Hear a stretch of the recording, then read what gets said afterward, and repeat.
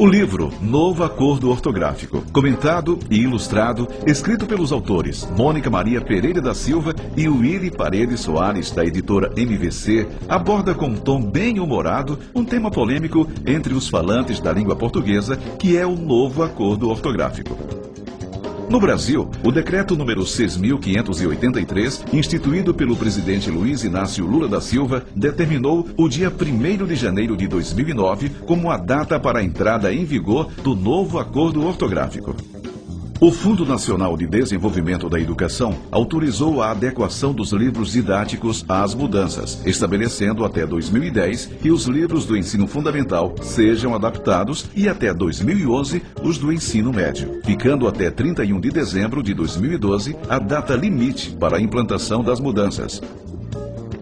Há os que aderiram, os que combateram, os indiferentes e os que ainda não sabem desse acordo. Este livro tem o objetivo de confirmar, convencer, motivar e informar. É dirigido a todos os que caminham com curiosidade na vida, de modo especial aos professores e alunos. É um convite a apropriar-se da língua portuguesa como um bem e uma herança.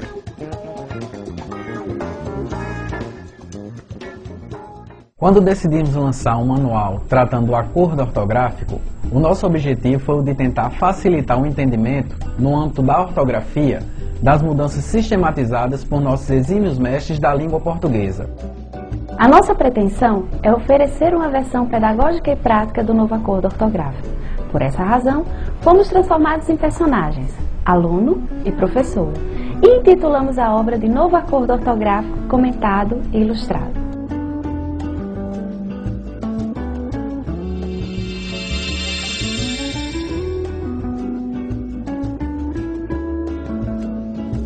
A estrutura da obra foi composta por 4 capítulos. No primeiro capítulo, Willy e Mônica dialogam sobre a língua portuguesa e o novo acordo ortográfico. De forma prática e lúdica, você poderá adquirir informações acerca da nossa língua e do acordo. O segundo capítulo apresenta um breve histórico da evolução da língua e da ortografia portuguesas e do acordo ortográfico. Para demonstrar o dinamismo transformador por que passa uma língua em uso, exemplos de diversas fases do português ilustram esse capítulo. No terceiro capítulo, você vai conhecer as 21 bases da língua portuguesa, analisadas e estudadas pelos representantes das academias dos países lusófonos para chegarem a um acordo. Como é nosso desejo tornar o acordo mais acessível aos leitores, comentaremos apenas as bases que sofreram alteração. Chamamos sua atenção para a parte destinada ao uso do hífen. Tivemos a preocupação de fazer uma consulta minuciosa ao vocabulário ortográfico da língua portuguesa, VOLPE, e tratar esse assunto com riqueza de detalhes, apresentando os prefixos e falsos prefixos em ordem alfabética, elucidando suas várias ocorrências. O quarto capítulo tem exercícios e testes que incentivam a rever e interiorizar os conhecimentos adquiridos a respeito das mudanças ocorridas na língua portuguesa. Aproveite essa oportunidade e demonstre que já possui o domínio necessário para escrever em consonância com as novas regras em vigor da nossa língua.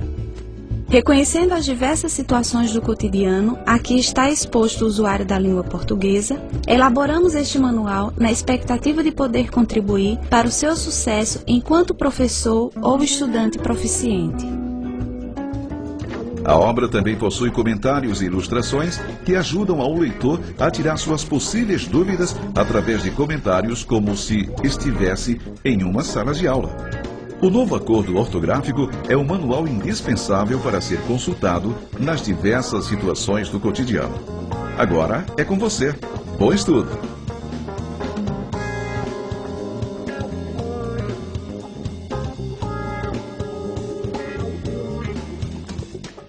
Quantos países falam a língua portuguesa? O português é língua oficial em 8 países: Brasil, Portugal, Angola, Moçambique, Cabo Verde, São Tomé e Príncipe, Guiné-Bissau e Timor-Leste. Qual o número de falantes da língua portuguesa? A língua portuguesa é falada por uma comunidade que ultrapassa 230 milhões de pessoas. O que significa lusófono? O termo lusófono é utilizado para os países que têm o português como língua oficial. Há muita diferença entre os países lusófonos? Não, mas temos de observar que há países com tendências a pronunciar as vogais E e O tônicas como abertas ou fechadas. Isso traz algum problema? No caso do Brasil, a tendência é pronunciar essas vogais como fechadas. Já em outros países, a exemplo de Portugal, a pronúncia é aberta. O que muda então?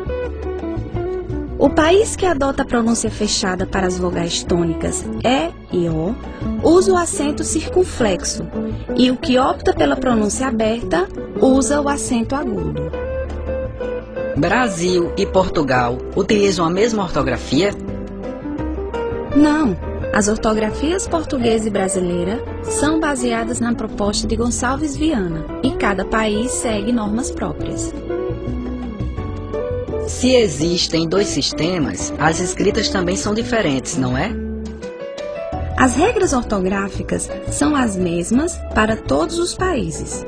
Em alguns casos, admitem-se duplas grafias, correspondentes à diferença das normas cultas de pronúncia do português. O W é uma vogal ou consoante? O W com som de U será uma vogal ou semivogal. Exemplos: Wilson, Washington, Watt, Willy. O W com som de V será considerado como consoante. Exemplos: Wagner, Walter, Wolfgang. O Y é uma vogal ou semivogal? O Y é um som vocálico, portanto, poderá ser uma vogal ou semivogal. Veja os exemplos no quadro. Paraty, York, iate, tipo de embarcação, e iarda, jarda. Como foi feito o novo acordo ortográfico? O novo acordo ortográfico está organizado em 21 bases.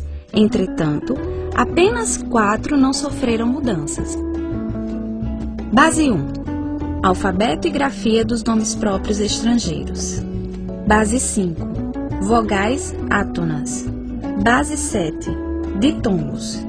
Bases 8, 9, 10, 11, 12 e 13. Acentuação gráfica. Base 14. Uso do trema. Base 15, 16 e 17. Uso do hífen. Base 18. Uso do apóstrofo. Base 19. Uso de letras maiúsculas e minúsculas. Base 20. Divisão silábica. E base 21. Das assinaturas e firmas. Depois do novo acordo, vamos ter de falar diferente? Não. Mesmo que algumas palavras tenham perdido o acento gráfico, vamos continuar pronunciando-as como antes. O que alterou com a acentuação das palavras oxítonas? Praticamente não houve mudanças, mas é bom lembrar que o novo acordo trata os monossílabos tônicos com ou sem acento como oxítonos. Os ditongos EI e OI das palavras paroxítonas perderam o acento? Sim, veja alguns exemplos. EI, assembleia, boleia, ideia, onomatopeia, proteico. OI, boia, jiboia, moina, paranoico e zoina. Existe alguma exceção para esses ditongos? Sim, se a palavra apresentar um desses ditongos e se enquadrar em uma regra de acentuação das palavras paroxítonas, o acento será mantido. Exemplo, destroyer e meyer. Que regra é essa? Observe que essas palavras são paroxítonas terminadas em R, portanto, acentuadas. Quer dizer que não há mais diferença entre apoio e apoio? Diferença há, mas o acento da forma verbal foi eliminado. Como vou saber se apoio é verbo ou substantivo? Além da pronúncia, pelo contexto. Exemplo: com o apoio dos amigos você vencerá. Substantivo. Eu apoio a atitude do professor. Verbo. E herói, ainda tem acento? Sim, herói é uma palavra oxítona. Entretanto, heróico perdeu o acento. Como será a pronúncia da palavra linguiça depois da retirada do trema?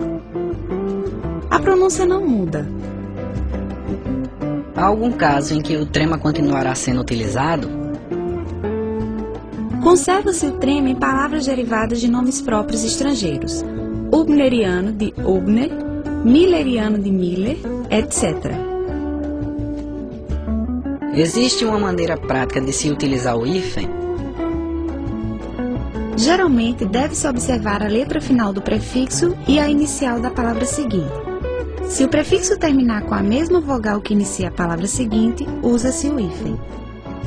Exemplos: anti-inflamatório, micro-ondas, alfa-aglutinação, auto-organização, beta-amílase, eletroóptico, neo-ortodoxo. Se terminar com vogal diferente, não se usa hífen. Exemplos: neo-escocês, lipoaspiração, macroestado, telealuno, ultraelevado. E a palavra coordenação terá hífen agora? Não. São também sem hífen as palavras cooperável e coocupar.